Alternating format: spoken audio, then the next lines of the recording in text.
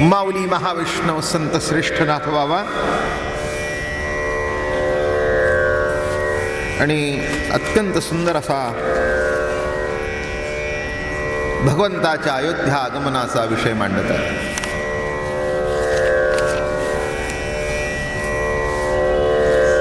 सर्व अयोध्या लोटली भगवंताचं आणि ती वरात बघण्याकरता. त्यात आपण पिंगलावेश्येचं निरूपण परवा संपवलं. एका संन्याशाला धक्का लागला तर त्यांनी शिव्या दिल्या. ती म्हणाली मला नाही दिसला. तिला राम दिसत होता आणि याला गणिका दिसत होती. वर्णाभिमान, आश्रमाभिमान, कर्माभिमान, धर्माभिमान, नवचता सर्वाभिमान, रघुनंदन न भेटे.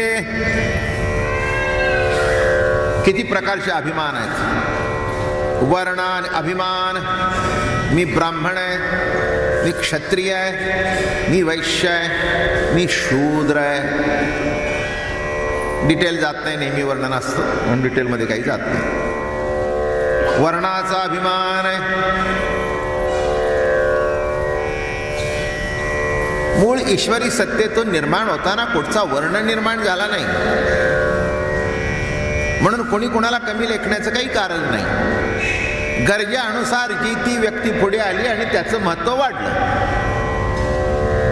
प्रत्येक सेक्शनमध्ये प्रत्येकाचं महत्त्व आहे. नवऱ्याचं महत्त्व आगळं आहे, बायकोचं महत्त्व काही कमी नाही, तिचंही आगळं आहे. घरातल्या गड्याचं सुद्धा महत्त्व आहे. तो नाही आला तर झाडू मारला जात नाही, मोहरी साफ केली जात नाही, संडास साफ होत नाही आणि आपल्याला घरात बसवत नाही.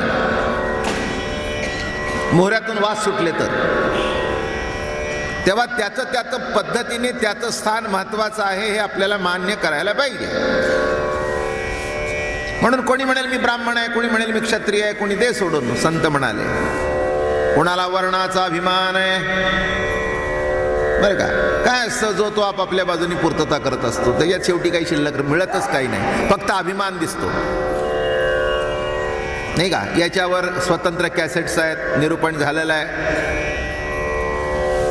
असं सांगितलं की इथून भगवंताच्या मस्तकातून ब्राह्मण झाले, बाहूतून क्षत्रिय झाले, इथून वैश्य झाले आणि पायापासून शूद्र झाले. असं सांगितलं जातं. पण शेवटी मला असं वाटतं एकमेकाला पाय धरावे लागतात ना. म्हणजे शेवटी डोकं कोणी जरी असला तरी शूद्राच्या चरणावर मस्तक ठेवावं लागतं, त्याशिवाय पर्याय नाही. म्हणून एकच सांगायचं, हा श्रेष्ठ का तो श्रेष्ठ या वादात पडू नका. आणि संतांनी हा वाद घातला नाही. पण नाथ महाराज भागवता रामायणात म्हणाले वर्ण अभिमान, आणि त्या वर्ण अभिमानामध्ये माणसं इतकी अडकली. दुसरा एक अर्थ असा आहे, वर्ण म्हणजे रंग. या जगामध्ये 4 रंगाची माणसं आहेत. युरोपमध्ये बघितलं तर एकदम गोरी, आफ्रिकेमध्ये बघितलं तर एकदम काळी, चीन प्रांतात बघितलं तर पिवळी आणि हिंदुस्थान बघितलं सावळी. कळलं तुम्हाला? हे 4 वर्ण म्हणजे रंग. आपल्याकडे जर बहुजन समाज बघितला सगळा बघा, एकदम काही अगदी युरोपियन सारखा गोरा आणि आफ्रिक काळे आहेत. आता इथे गोरे आहेत पण एकदम युरोपियन आहे का? इथे काळे आहेत पण एकदम आफ्रिकन आहेत का? नाही. जरा पिवळी छटा मारणारी आहे पण ती मंगोलियन तिकडची तशी चीनी सारखी नाही. मग आपला रंग कोणचा? 50% गोरा 50% काळा, याचं मिक्सचर. म्हणून आपला देव सुद्धा सावळा. काय वैशिष्ट्य आहे? आपला देव सुद्धा कसला आहे? सावळा. काय सावळे परब्रह्म आवडे या जीवा, नाही का? कृष्णाचा रंग कसा? श्याम. रामाचा रंग कसा? श्याम.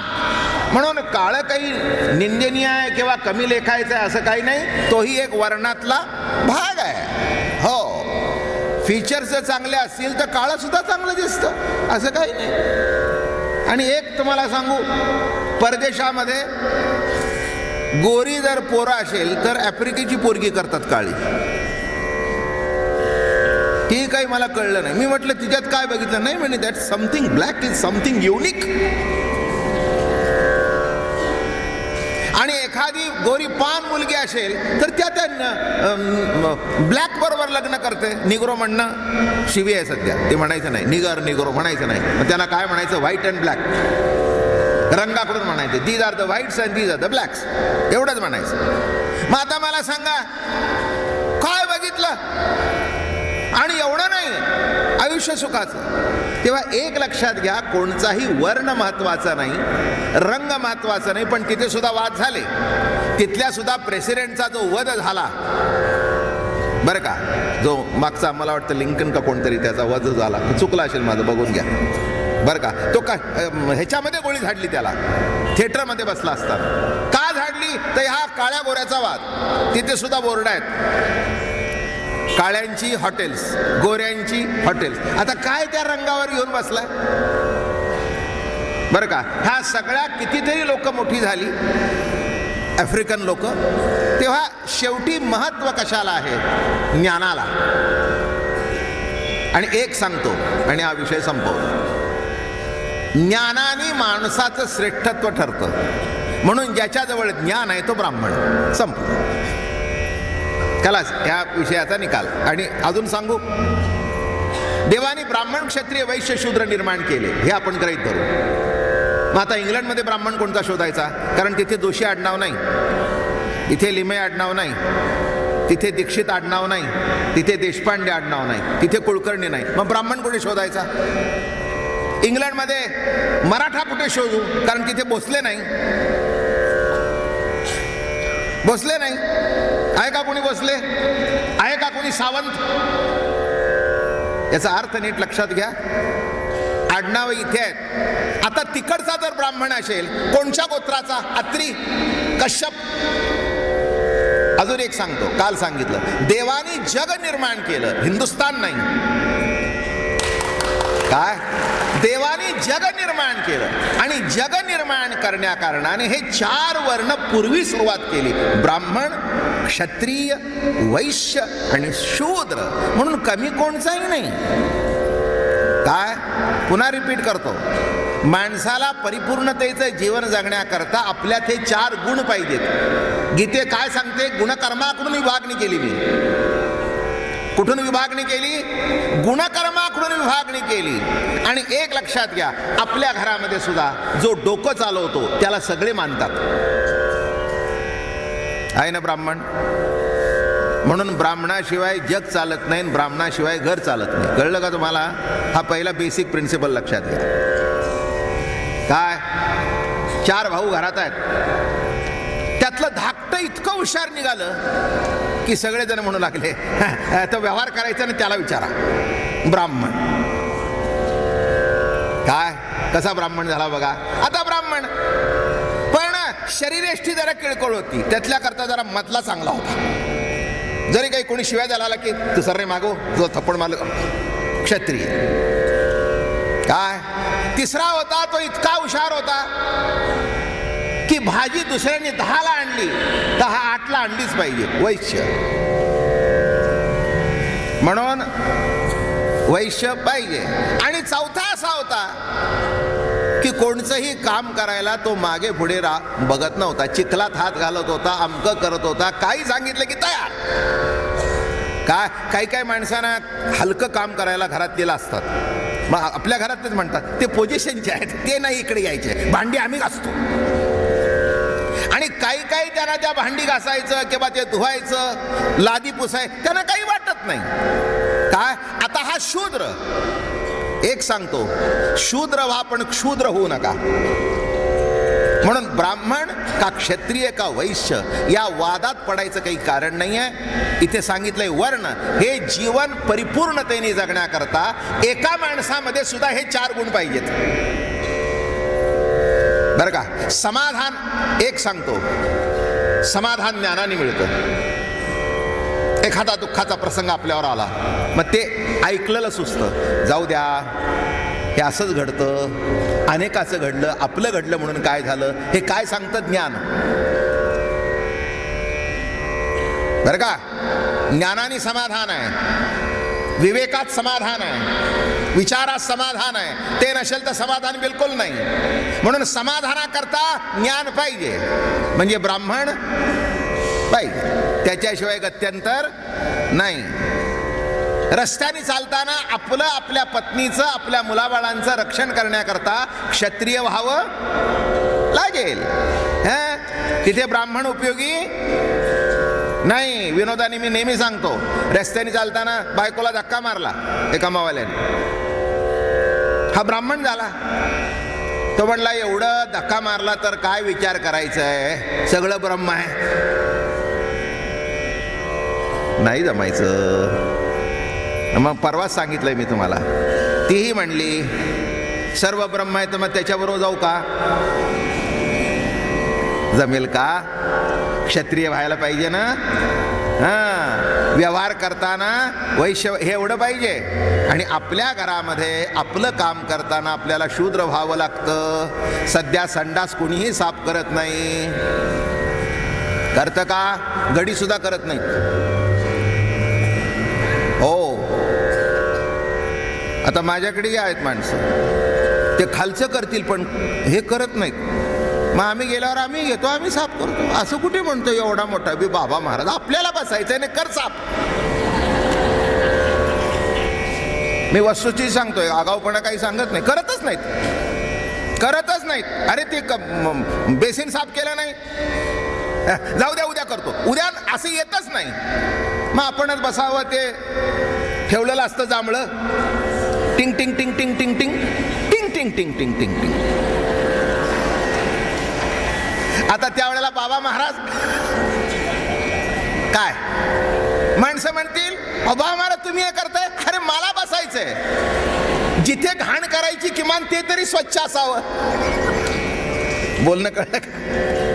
म्हणून आताच सगळं रीत बदललेली आहे. हॉलला कमी खर्च करतील पण टॉयलेटला भरपूर.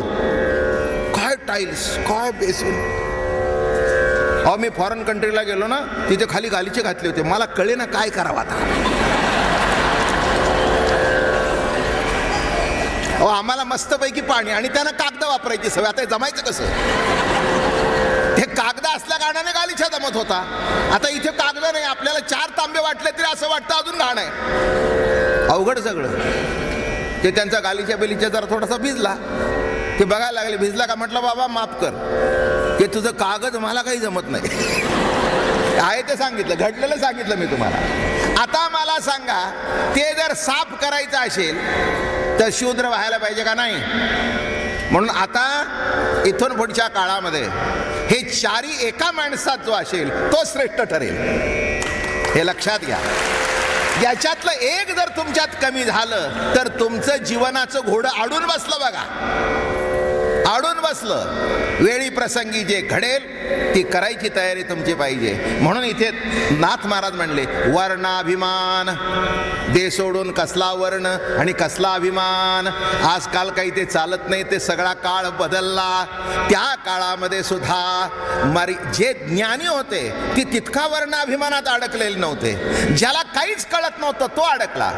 आता ज्ञानोबा राया बघा, मला मोठं कौतुक वाटतं. यांच्या इतका महान मोठा ब्राह्मण जगात झाला नाही, नाथासारखा मोठा ब्राह्मण जगात झाला नाही, पण यत्किंचित अभिमान नाही, यत्किंचित कुठे सूक्ष्म सुद्धा अंगार नाही. हेच शिका.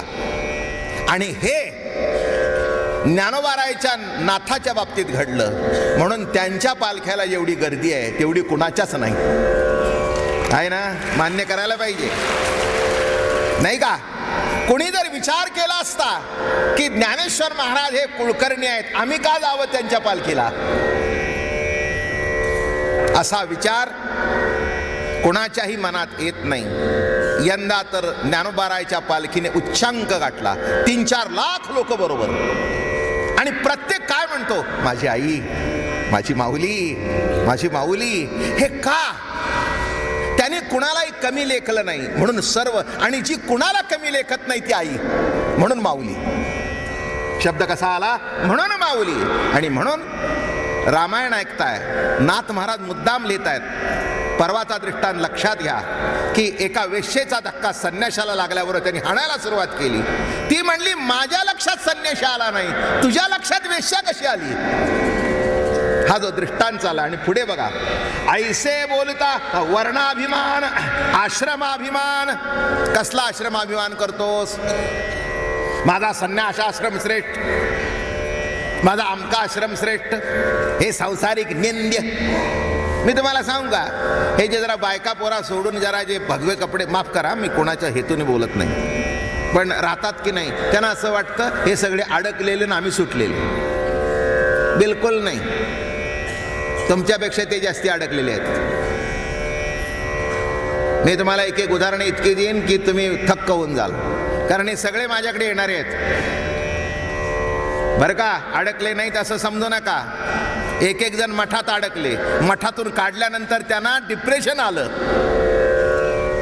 माझ्या माहितीची मंडळी आहे, मठात नाही पटलं, कुणाला तरी ते पद पाहिजे होतं नंबर 1चं, तिथेही आहे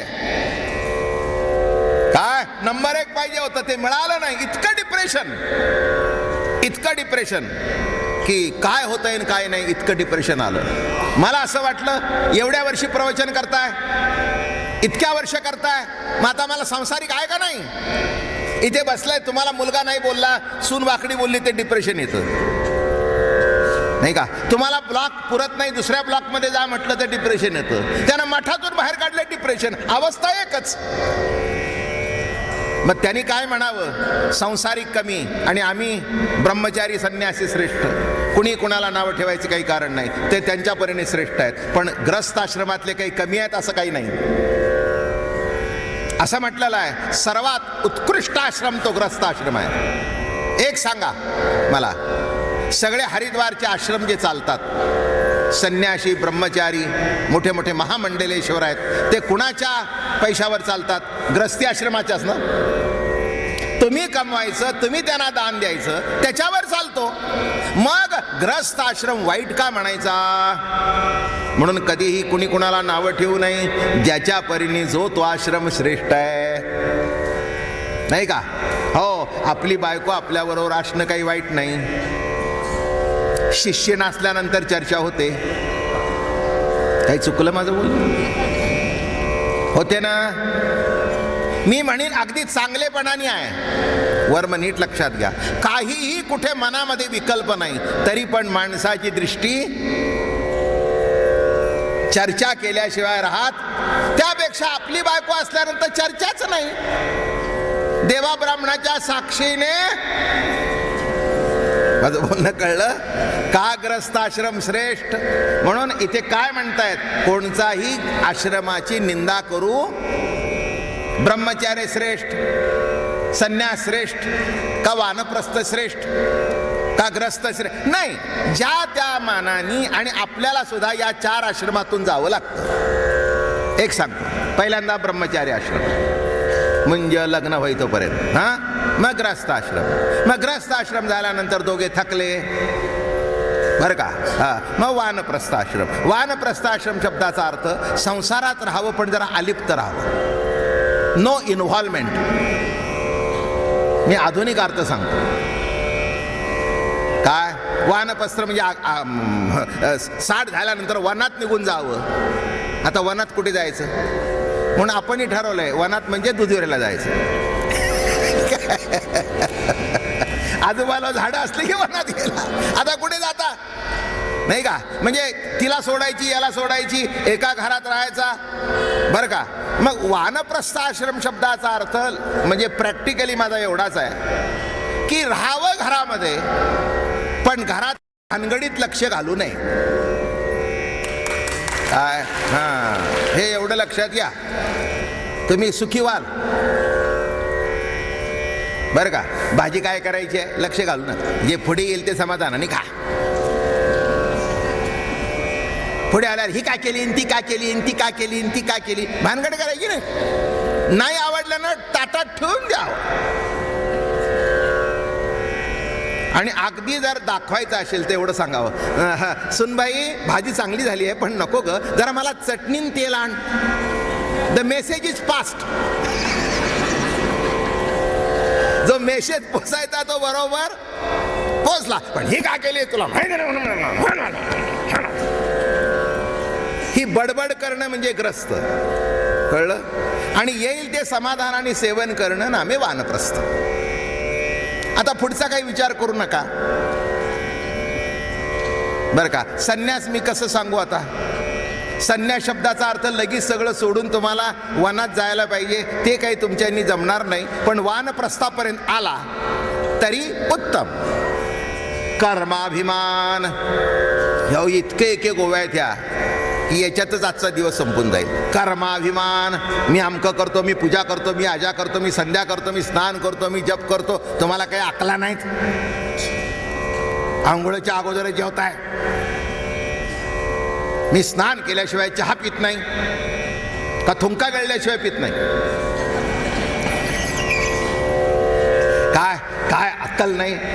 हा, स्नान केल्याशिवाय मला चहा सुद्धा बरा वाटत नाही. ठीक आहे, तुमचं कर्मतून माझ्यावर नाही सगळ्याला जमत. कुठे त्याला कमी लेखता? पुष्कळ सांगण्यासारखं आहे. धर्माभिमान, माझा अमका धर्म, अरे धर्मातून बाहेर पड. पुष्कळ त्याच्यातून आता बोलत नाही, विषय लांबचा आहे. नवतता सर्वाभिमान, सर्वाभिमान नष्ट झाल्याशिवाय रघुनंदन भेटत नाही.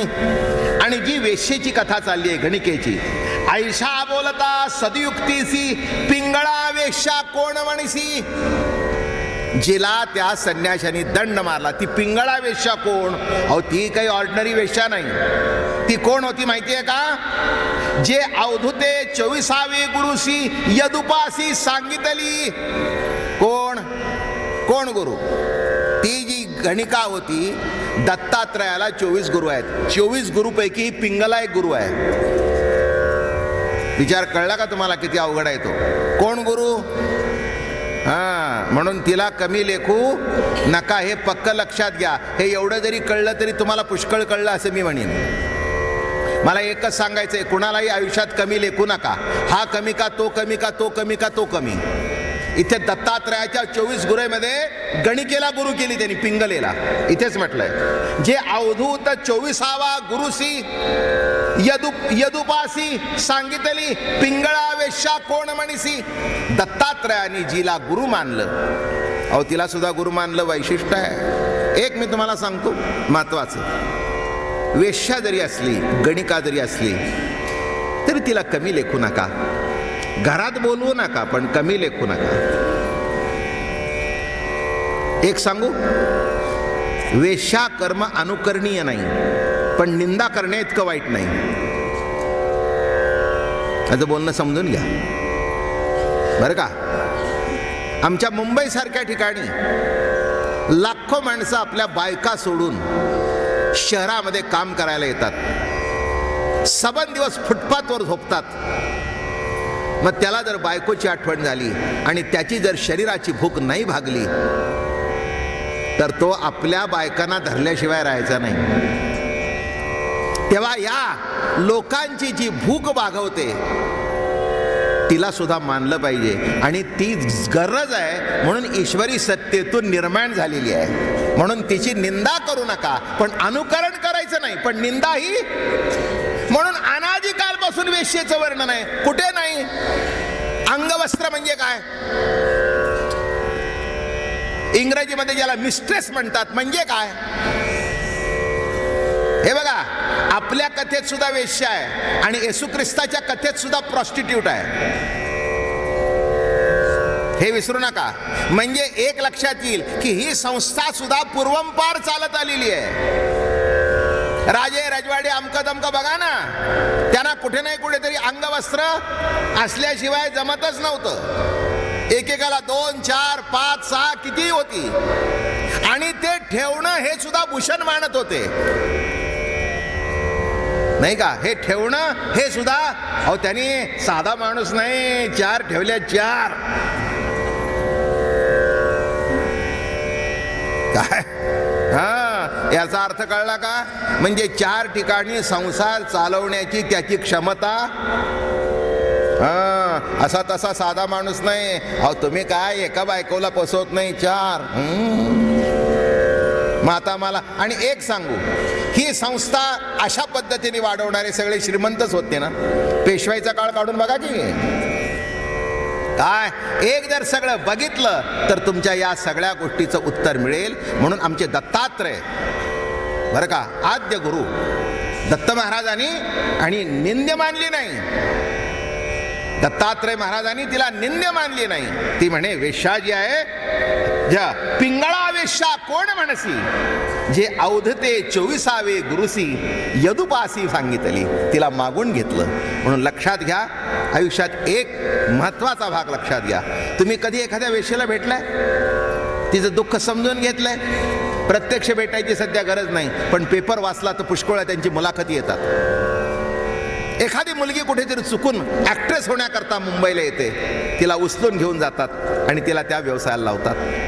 ती म्हणते माझी परिस्थिती मोठी वाईट आहे, आता आई बाप मला ओळख दाखवत नाहीत, मग मी काय करू, शिकले काही नाही, मग शेवटी माझ्याजवळ जेवढं आहे तेवढं विकते आणि जेवते.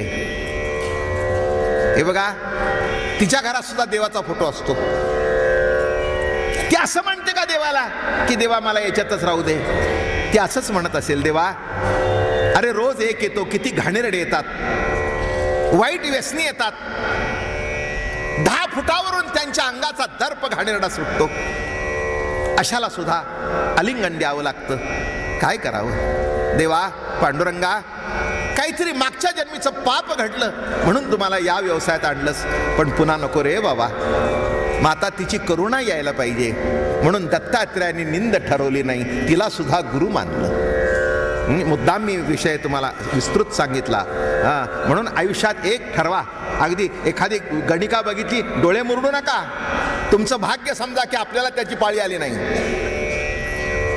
पतिव्रते स्त्रीने भाग्य समजावं की तिच्यावर जी पाळी आली ती आपल्यावर येऊ नये आणि कुणावर येऊ नये ही प्रार्थना करावी, पण तिची घृणा कधी करू नये. एवढं लक्षात ठेवा. आणि मग दत्तात्रयाने तिला का गुरु केली हे तुमच्या लक्षात येईल. श्रीराम पावला राजभुवन शांती येऊन आपण. आणि मला असं वाटतं आमच्या श्रीमंत दगडूशेठ हलवाई गणपतीने ती वेश्यांची जी मुलं आहेत ती सांभाळण्याकरता संस्था काढलेली आहे. हे तितकंच सत्य आहे. काय कशा करता काढली? हो, कारण का त्या मुलांना आई माहिती असते पण त्यांना आपला बाप माहिती नसतो. मला सांगा, अशा मुलांनी काय करावं? अशा मुलांनी काय करावं? अरे त्यांचं संगोपन कुणीतरी करायला पाहिजे. म्हणून लक्षात ठेवा, आपला दृष्टिकोन जसा असेल तशी वस्तू दिसते. चांगल्या दृष्टिकोनातून बघा, वाईटातून सुद्धा तुम्हाला चांगलं दिसेल. नाही तर एखाद्या पतिव्रतेकडे बोट दाखवाल, ही ना असं जग आहे वाईट. या जगाने कुणाकडे बोट दाखवलं? एकच सांगतो पुढे जातो, जानकीकडे. मग तुमच्या माझ्याकडे दाखवलं विशेष नाही, कुणाकडे दाखवलं? जानकीकडे. मी काही हे रामासारखा नाही, कित्येक दिवस रावणाकडे राहून आली, घरात घेतली मी तसा नाही. आणि हे कोण म्हणलं? एक धोबी. अवघड आहे, अवघड आहे. आता मला सांगा, राम इतका मोठा, त्यांनी तिला अरण्यामध्ये सोडून दिली दुसऱ्या दिवशी. म्हणून कोण कोणाकडे बोट दाखवतो हे गौण आहे. तथ्य किती आहे हे जाणून घ्यावं. पण माणूस असा जरा काही ऐकलं की नाही, असो अरे दे सोडून. मी तुम्हाला एक सांगतो, दुसरा काय करतो याचा विचार करण्यापेक्षा आम्ही स्वतः काय करायला पाहिजे याचा विचार करायला लागा. तुमचा उद्धार होऊन जाईल. याला पाहिजे ठीक आहे, त्याने ठेवली, तू नाही ठेवली ना, चल हो पुढे. काय करायचं तुला? काय करायचंय? म्हणून पुढे जाऊया. श्रीराम पावला राजभुवन शांती येवोनी. हे मतलब मुद्दाम पिंगलेचं त्यांनी कथा सांगितली. नाथबाबांनी आपल्याला कळावं. आणि असं करत करत करत राजभुवनामध्ये आले. 4 पुत्र सुनाचारी वशिष्ठ धरोनिया करी प्रवेशल्या राजमंदरी. पहिल्या कौसल्ये सिनमन 4 सुना अंकी वाहून. पराप पदकहार भूषण हे आपण स्वानंदे. आणि कौसल्याच्या मांडीवर चानी सुना बसल्या. कौसल्याने मोठं कौतुक केलं, त्यांना पदक दिली, हार दिले, सगळं दिलं त्यांना. कैकेसी करिता नमन, चौ सुनासी दे चुम्मन, त्यातून आपल्या सुना दोघी जण, त्यासी दे आपण सुमन माळा. आता भेद सुरू झाला, कळलं का? काय?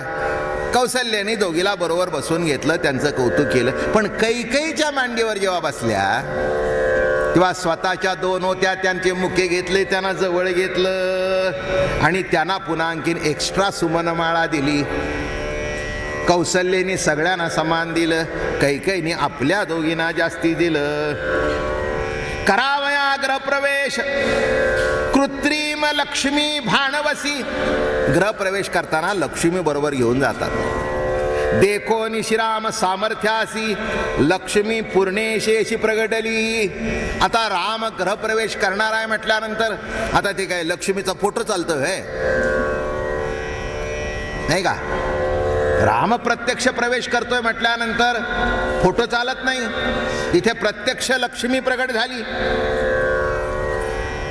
कृत्रिम लक्ष्मीच्या अंतर तेथे प्रवेशिली लक्ष्मी साचार. तेने तिचे रूप मनोहर अतिसुंदरा भासे. सीता आणली धनुर्भंगेसी, दुसरी सीता कैसी. दोन्ही सारख्या, कारण दोन्ही एकच. तिथे लक्ष्मी म्हणून, इथे जानकी म्हणून. तिथे लक्ष्मी म्हणून प्रगट झाली, तिथे नाही, इथे कशी आली? हे आश्चर्य वाटे ज्या त्यासी ऋषी मानसी विस्मित. ते देखता लक्ष्मीसी सीता शासंख्य मानसी. हे स्त्री असता ग्रहवासी. आता वर्णन करायलाच पाहिजे, एकदम आत्मकोण सांगत नाहीत. जानकीला सुद्धा आश्चर्य वाटलं, मी असताना ही कोण? आणि सगळ्यात सुंदर म्हणजे रामाचीच बायको असं ठरलेलं. कळलं का तुम्हाला? काय म्या रामासी स्वयं आम्ही दोघी स्त्रिया घरी असता. कैची एक पत्नत्व रघुनाथा, असो त्याची एक पत्नीत्व कथा. सवती तत्वता मदाली, सविता ओढवली, सवती ओढवली कपाळासी. म्हणून क्षोभ पाहता तिसी लक्ष्मी लागली पायासी. तिला जरा जानकीला राग आला, लक्ष्मीने पाय धरले. अगं बाई, हे बघ, माझ्याकडे जरा नीट बघ. मी काही वरलेली नाही, तू आहेस खरी, पण मी पूर्वीपासून आहे यशश्री. 6 गुणापैकी मी एक आहे. मी त्याला सोडून राहू शकत नाही. मी लक्ष्मी आहे. अगं तू माझी, मी तुझी आहे. प्रेमे देता अळंगण दोहीचे जोडेले दोन्ही पण, दोही ठायके एकत्वपूर्ण. आपण देखती लक्ष्मी तेची सीता आपण. काय कळलं मग? लक्ष्मी तेची सीता आपण, सीता तेची लक्ष्मी जाण. श्रीरामाचे एक पत्नी पण सीतेसी पूर्ण कळो सरले. मग त्याला कळलं, जानकीला कळलं की हे दोन नाही एकच आहे. हे बघा, 2 ओठ पण बोलणं एक, डोळे 2 पण दिसणं एक, कान 2 पण ऐकणं एक. ज्ञानेश्वरीतली ओवी आहे, 2 ओठी एक बोलणे.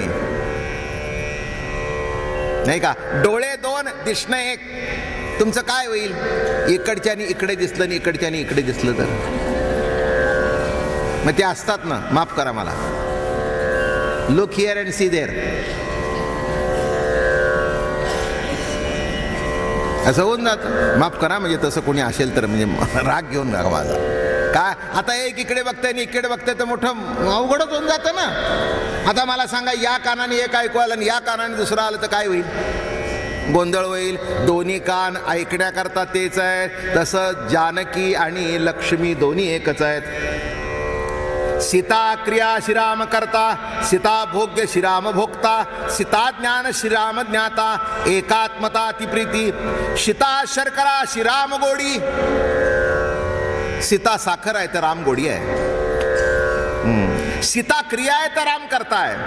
ऐसे ऐसिया अनन्यगती श्रीराम भोगी सीता सती. सीतेच्या निजात्मप्रती. मग जानकी आश्रमा राजवाड्यात गेले, तिथे स्वागत झालं आणि दोघांचा संसार सुरू झाला. श्रीराम कथेची नवाळी हे सदाशिव जपमाळी. मन करण्याच्या अंतकाळी. आणि इथेच जानकी आणि रामाचं ऐक्य झालं. सुखा समाधानाने काही दिवस घडले आणि त्यांचं वास्तव्य सुखात असताना बालकांड संपलं आणि अयोध्याकांड सुरू होत आहे. बरं का, रामकथेचे अक्षर चोरटा वाल्मिक महापपी, रामायण झाली निपापी, ते हे शिवस रामायण श्रवणी. श्रीराम सर्व गुण संपूर्ण, रायास कळलेची लक्षण, तेची वशिष्ठासी आपण गुह्य संपूर्ण पुसतसे. वशिष्ठ सांगे राया प्रासी, रामशास्त्रार्थी विद्याराशी, तेच पावया राजसी. निजमानसी उल्हास, जाणोनिया राजाचे मनुगत, वशिष्ठाज्ञापी रघुनाथ, विद्या पाहो इच्छी दशरथ आज्ञा समर्पण केले. गुरुवचन पितृवचन साधुवचन, मी तव केवळ आज्ञाधारी. गुरुवाक्य उल्हास, नाही तो जाण केवळ पशु, शिष्या माझी तो राशवासू. पुष्कळ वर्णन केले. मातुल्या न्यावया भरत. त्यावेळेला काय झालं, यांचा प्रवेश घडला आणि भरताला आजोळी नेण्याकरता तिकडून मामा आला. म्हणले या दोन मुलांना जरा मामाकडे घेऊन जातो. ठीक आहे म्हणले, जाऊ द्या. ते काळी राम लक्ष्मण मांडोनी महेश्वरी ठाण, धनुर्विद्येचे लक्षण. आणि रामाने आपापली विद्या दाखवली. त्याची विद्या, त्याचं कौतुक बघून अतिशय आनंद वाटला. श्रीराम सर्व गुण संपूर्ण, रायास कळले लक्षण, तेची वशिष्ठासी आपण गुह्य संपूर्ण पुरुषिती. राज्य अभिषेकावा रघुनाथ, हा दृढ माझा मनोरथ. लग्न झालं, त्याचं कर्तृत्व बघितलं, धनुर्विद्या बघितली, त्याचं बाणाचं काय शिकला होता ते. कारण आले ते डायरेक्ट आले, विश्वामित्राच्या आश्रमामध्ये धनुर्विद्या शिकले, तिथून लग्न मंडपात आले, तिथून इथे परत आले. मग राजाला कळलं नव्हतं की काय शिकलेत. मग काय शिकले ते कळल्यावर आनंद झाला. आणि आता खात्री झाली का आता तिजोरीच्या चाव्या याच्याकडे द्याव्या. काय कळलं, मुलं मोठी झाली याचा अर्थ त्यांच्याकडे तिजोरीच्या चाव्या द्यायला काही हरकत नाही. म्हणजे मोठी झाली. काय जरा अगदी एवढं डोकं घालताय. अहो काय सांगावं, अजून आमची पोरं जितकं लक्ष घालायला तितकी घालत नाहीत. काय लक्ष घातल्यानंतर आम्हाला का हौस आहे का? मेल्यावर चाव्या काढून घेण्यापेक्षा अगोदर का देऊ नये. नाही बोलणं कळलं का नाही. मेल्यावर आणि पुन्हा त्या चाव्या करता भांडण होण्यापेक्षा अगोदर 4 कपाट करावी आणि चौघाजवळ 4 चाव्या देऊन टाकाव्या आणि मोकळं व्हावं. आपलं कपाट स्वतंत्र ठेवावं, तेही भरपूर ठेवावं आणि त्या कपावर चिठ्ठी लिहून ठेवावी, शेवटपर्यंत जे आमचं करतील त्यांना हे कपाट म्हणजे एक्स्ट्रा वाटा. सगळं कधीही पोरांच्या हातात देऊ नका. हे आजचं रामायण.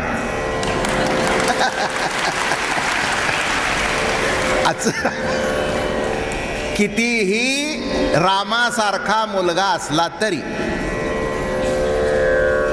भरतासारखा बंधू प्रेम करणारा असला तरी, रोज सकाळी उठून बापाचं तीर्थ घेत असला तरी, आपला हुकूम आपल्या हातात ठेवावा आणि आयुष्य काढावं. आपलाही तसाच जावा आणि गृहीत धरावं का पत्नीच्या अगोदर आपण जातोय. तिची अशी व्यवस्था करून ठेवा की तिला सुद्धा मुलांच्याकडे हात पसरण्याची पाळी येऊ नये. कळलं का मंडळी? हो, नाही तर मूर्ख ठराल तुम्ही. जिने आयुष्य खांद्याला खांदा लावून काढला तिने काही पोरांना मागायचे का पैसे? बाळू माझ्या गोळ्या संपल्या, बाळू जरा मला लुगडं आणतोस का? बाळू बाबा महाराजांची प्रवचनं सुरू झाली आहेत, बसनी जाता येत नाही, जरा रिक्षाला पैसे देत, रोज रोज काय जायचंय?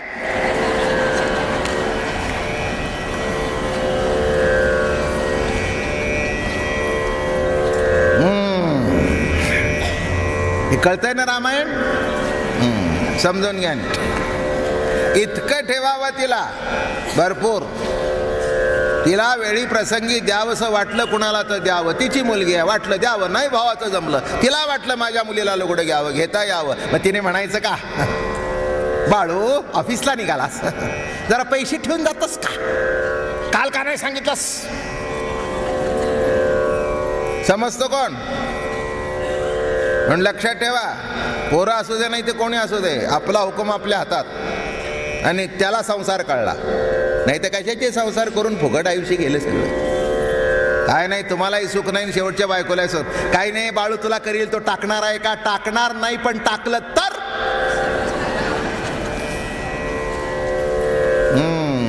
म्हणून हेही रामायण नीट ऐकून घ्या. आणि तुम्हालाही सांगतो बायकांना, जास्ती पोरवांच्यावर भरवशाने राहू नका, प्रेम करा, पण जास्ती भरवसा त्यांच्यावर ठेवू नका. मुलं शहाणी असतात. आता ही थकलेली थेरडी उपयोगी पडायची आहे का तरुण उपयोगी पडायची आहे? त्याला तीच आवडणार. काही चुकलंय असं काही मी म्हणत नाही, पण शेवटी वर्म लक्षात ठेवा, आपलं जो आपल्या हातात ठेवतो त्याला संसारातला राम कळला, आणि इथला कळेल तेव्हा परमार्थातला कळला. का इथला कळेल तेव्हा परमार्थातला कळला. आणि हे दोन्ही ज्याला कळले नाहीत,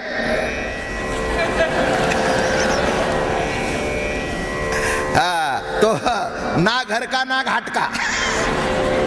काय म्हणून कशा करता सांगितलं मी, एकही वाक्य अप्रस्तुत बोलत नाही.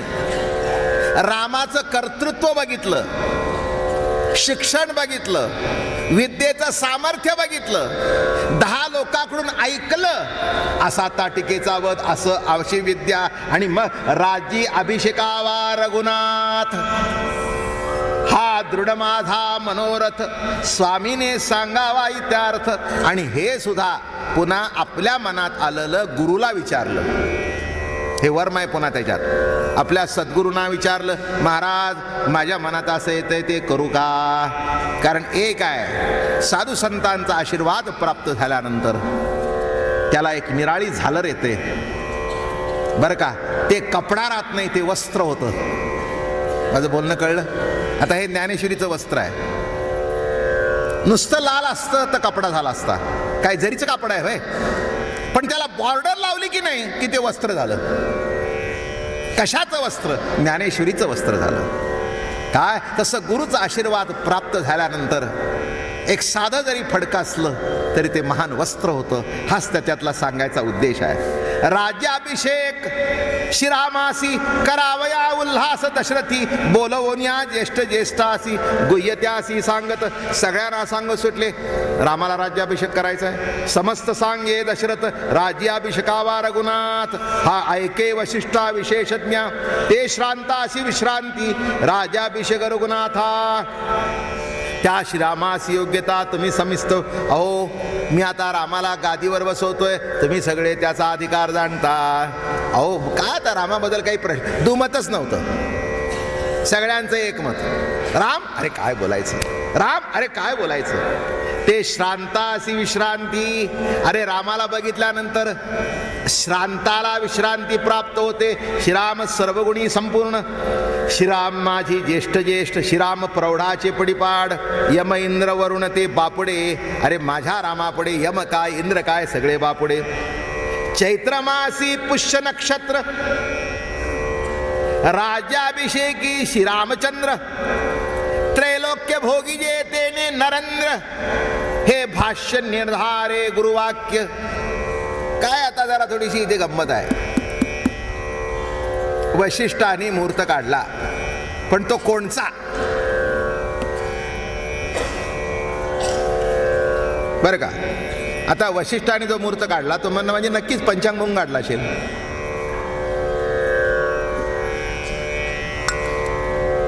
मुहूर्त कशाचा काढला? राज्याभिषेकाचा. बघा आता मोठी गंमत आहे याच्यात.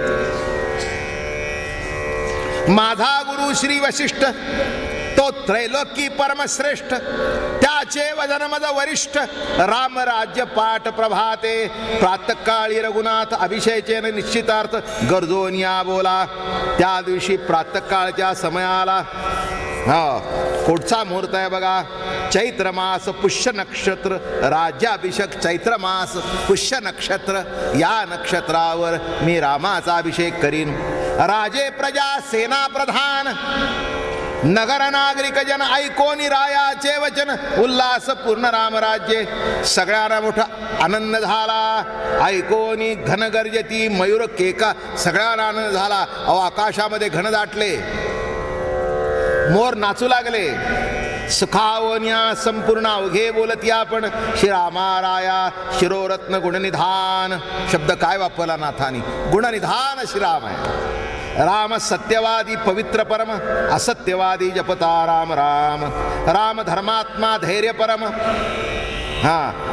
श्रीरामासी नवल स्थिती नीच नवी ब्राह्मण भक्ती, तेने षड्गुण शरणेती. राम हा ब्राह्मण उपासक होता. ब्रह्म जाणणारे जे होते, ब्रह्मपतिती ज्यांच्या अंतःकरणामध्ये होती, त्यांचा उपासक होता. श्रीरामासी समसमान तीही लोक न दिस्यान. रामाच्या मनामध्ये हा का तो श्रेष्ठ कनिष्ठ, त्याच्यामध्ये मनामध्ये विकल्प नव्हता. त्या अभिषाकेसी सत्यता, घरोघरी हेची कथा. श्रीरामराजासी तत्वता जनी वार्ता राम. प्रातःकाळी अभिषेक रघुनाथ, सुमूर्त 16 वेदोक्त. दशरथ बोले हर्ष, चैत्रमास अति पवित्र, वसंत वन शोभा विचित्र. चैत्रमास का पवित्र? वनशोभेनी सगळी वनश्रुती अशी पालवी फुटलेली असते. वसंताचं आगमन झालेलं असतं, जिकडे तिकडे नवी पालवी फुटलेली. ऐसा माझा निर्धार, तुम्हासी मानले साचार, तरी प्रातःकाळ रामचंद्र तुम्ही समग्राभिषेका. ऐको निरायाचे उत्तर, राजे प्रजाजन नागर मने, मने वाचा राजा रघुरामी साचार अभिषेकीला. राजाचे शब्द ऐकल्यानंतर राजाने डिक्लेअर केलं. सगळ्या गावामध्ये दौंडी पिटवली, सगळ्यांना घरोघरी कळवलं. सगळे म्हणाले, राजा दशरथा, अरे तू उद्या चैत्र मासामध्ये त्याला बसवशील, पण आमच्या मनामध्ये, आमच्या मनोमय सिंहासनावर आम्ही रामाचा अभिषेक केव्हाच केलेला आहे. आता कृतीतून घडू दे, पण आमच्या मनामध्ये आम्ही रामाचा अभिषेक. ऐको निरायाचे वचन, वशिष्ठ उठला संतोषोनी, देखोनी श्राम साटोप. भार्गव जयाचा प्रताप, तेही राजे अवघे जण करावया वशिष्ठ वचन. ठेले आंधुळी पट, जे जे राजे होते ते सगळे आले. समस्त देखोनी सावधान. वशिष्ठ बोल्या ती गर्जून सभा घेतली. शतानुशते कुंभ सुवर्ण नाना रत्ने, परिपूर्ण राजा आणावी. यादी सुरू झाली. सहस्त्र कुंभ सुवर्णाचे नाना रत्नांनी भरून पूर्ण आणावेत अभिषेका करता. श्वेतवारू श्वेतहस्ती श्वेत चामरे घेऊन याती. दशरथा सकळ भूतपती पूजे प्रति उभासे. सपुच्च सनक व्याघ्र चर्म सुवर्ण श्रृंगी. सुवर्ण शिंगाच्या गाई प्रातःकाळ समूर्त. जे जे उपचार ब्राह्मणा द्यावे निमंत्रण. उत्तम निवसावा मिष्टान्न. सर्वकर्मी ब्राह्मण भोजन. ब्राह्मणांना बोलवा, त्यांना दान करा. गोरगरीब आहेत त्यांना लागेल तेवढं दान करा, वाटेल ते वाटा. या आता सोहळ्यामध्ये कोणी अतृप्त राहता कामा नये. असं म्हणू नये की तो श्रेष्ठ म्हणून त्याला दिलं. जे जे कोणी असतील त्यांना तृप्त करा. राजसभा शोभायमान, शोभेसी नंदनवन शरण. लोटांगणी चैत्रवने विराजमान. अरे रामाच्या करता वन पूर्वीच नटली होती वसंतानी, पण अजून नटून गेली, अजून नटली. हो, वैकुंठीचा श्रीरामराव, त्याचा अभिषेकी उत्साह. वैकुंठीचा सर्व समुदाव आला पाहू. वैकुंठीचा समुदाव अयोध्येला आला. राजविधी दोहारी, शोभा शोभे नाना कुसरी. कस्तुरी चंदन कर्दयुक्त मार्ग. ओ हो हो हो हो हो. आपल्याकडे मंत्री येणार असताना डांबर टाकतात. म्हणजे मला जे कळलं ते सांग. मंत्री यायचा कळला की रस्त्याला डांबर टाकून ते नीटनेटके खड्डे बिड्डे मुजवून, आलं का लक्षात, रस्ते नीट करतो. आता तो रामराजा होता. आपल्याला कळतं, अरे वा, डांबरीकरण चाललेलं आहे, कोणतरी यायचं दिसतंय. हो, आमचा अनुभव आहे. ज्ञानेश्वरीचं आम्ही जेव्हा प्रकाशन केलं पंढरपूरला, तेव्हा आमचे मनोहर पंत होते ते आले होते. अहो संबंध रस्ता 1 किलोमीटरचा एकदम सुंदर. मी म्हटलं जरा सगळ्या गल्ल्यातून जा म्हणजे पंढरपूर चांगलं होईल. सगळ्या गल्लीतून गेला तर पंढरपूर चांगलं होईल, विनोदाचा भाग सोडून द्या. पण असंच असतं. आता काही काळ असणारी सत्तेची मंडळी जर एखाद्या रस्त्याने गेली तर तो मार्ग राजमार्ग होतो. दिवे काय, लाईट काय, झेंडे काय, सगळं शोभा इतकी सुंदर दिसते.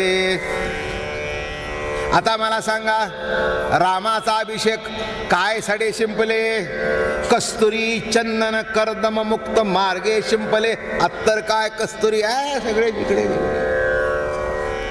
तुम्ही अंगाला लावता. रामराज्यात रस्त्यावर शिंपडलं होतं म्हणून प्रत्येकाला वाटतं रामराज्य व्हावं. तुम्ही काय करता, बाहेर निघताना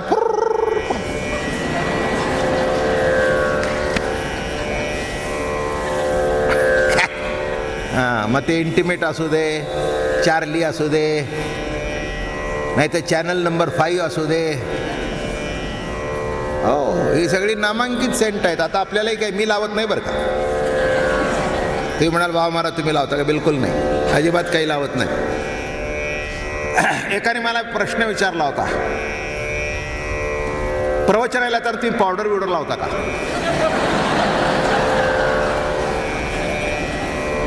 म्हटलं त्याच्याकरता एक माणूस बाळगलाय मी, मेकअप मॅन. प्रवचनाकरताच लावतो असं नाही, त्या खोलीत बसून तो माझा मेकअप करतो मग मी येतो. मी कधीच काही लावत नाही महाराज, मला ते आवडतही नाही, काही आवश्यकताही भासत नाही. माझा चेहरा बघण्याकरता माणसं येत नाहीत, ऐकण्याकरता येतात. चेहरा नीटनीटका असावा याच्याबद्दल वाद नाही, काय नीटनीटका असावं, व्यवस्थित असावं. पण त्याच्याकरता जे आपल्याकडे नाही ते लोकाला दाखवण्याची गरज नाही. जे आहे ते असं आहे. काय मग त्याला गोरं म्हणा, त्याला काळं म्हणा, कुणाला चांगला दिसू द्या नाही तर कुणाला वाईट दिसू द्या. जे आहे ते असं आहे. काय म्हटलं मी? म्हणून मला असं वाटलं रामराज्य लोकांना एवढ्या करता वाटलं असेल. अंगावर टाकतात का नाही प्रश्न, रस्त्यावर सुद्धा तेच. हो, हटवरी दोही बाई चित्रत्ने झडती शोभा पाई, हरिकीर्तन ठाई ठाई. जिकडे तिकडे हाट बघितले, भाजीचं दुकान बघितलं तर मोत्याच्या झाला. काय हो, हे आता बघा की आपले भाजीवाले इकडचे, काय त्याच्या दुकानाला सुद्धा अशा मोत्याच्या झालं रे. हा. चिद्रत्ने जडिती शोभा हरिकीर्तन. जिकडे जिकडे हरिकीर्तन चालू होतं, गर्जती देही मखरे शोभती कुसरी, मुक्त फळांच्या हरी सुमनमाळा, चतुकांकरी दारोदारी तोरणे, पूर्ण कळा कळश दारोदारी. हा, प्रत्येक दारादारामध्ये घागरी भरून ठेवलेल्या होत्या. कोठे अभिषेकाची वार्ता, कोठे करीती रामकथा. येथे अत्यंत एकाग्रता शिरगुणाथा पहावया. निजनगरी शोभायुक्त श्रीराम अभिषेकाचा सोहळा, पाचारून श्रीरामासी गुह्य सांगे. त्यापासी प्रातकाळी गुरुपुष्याशी यौराज्यासी अंगीकारी. दशरथाने जवळ बोलवलं आणि रामाला सांगितलं प्रातकाळी युवराज पदाचा स्वीकार कर. एरी चरणे ठेविला माता, गैहुराला दशरथा. ऐके बाप्पा रघुनाथा, गुह्य तत्वता सांगेन. रघुनाथा बाबा, तुला एक गुह्य सांगावं असं वाटतं मला. तुझ्या अभिषेकाचा निर्धार जैपासून केला साचार, तैपासून ग्रह कुर गगनी अति भासती. ज्या वेळेपासून तुझ्या अभिषेकाचा संकल्प केला त्या वेळेपासून आकाशामध्ये नको ते नक्षत्र दिसत आहेत. तेव्हा हे काही नीट आहे असं मला वाटत नाही. माझे राशीशी शनी, माझ्या राशीला शनी आहे म्हणून ज्यांच्या असेल त्यांनी जपून राहा.